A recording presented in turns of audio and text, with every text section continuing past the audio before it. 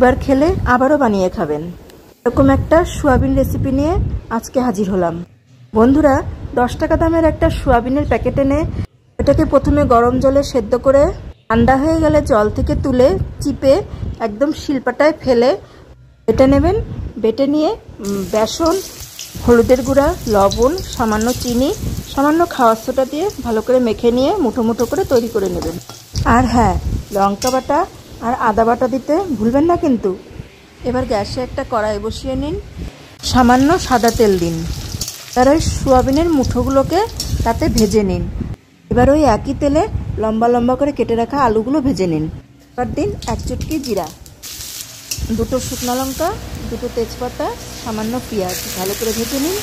পেঁয়াজ ভাজা হয়ে গেলে এবার দিন রসুন আর টমেটো ভালো করে ভেজে সামান্য জল দিয়ে আদা, জিরা, কাঁচা লঙ্কা বাটাটা দিয়ে দিন। হয়ে গেল। এবার দিন লবণ, সামান্য চিনি আর হলুদ, আবার ভালো করে কষান। জানবেন যত কষাবেন তার স্বাদ তত খুলবে। এবার আমি দিলাম সামান্য একটু ম্যাশ করা আলু, দিয়ে মশলার সঙ্গে ভালো করে মিশিয়ে নিলাম।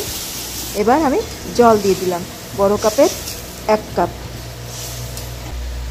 হ্যাঁ, ঝোলটা খুব ভালো করে ফুটে উঠেছে।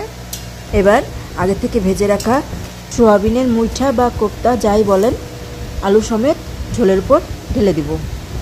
গ্যাসের স্টিমটা সামান্য লো করে দিয়ে ঢেকে দিব। 5 মিনিট হয়ে গেলে একটু ঘি, গরম মশলা দিয়ে তরকারিটা নামান, আর একটু মুখে দিয়ে দেখেন, অমৃত লাগবে একেবারে। আজকের রেসিপিটা যদি খুব ভালো লেগে থাকে তাহলে চ্যানেলটাকে সাবস্ক্রাইব করে দিন আর বেশি বেশি করে শেয়ার করে দিন।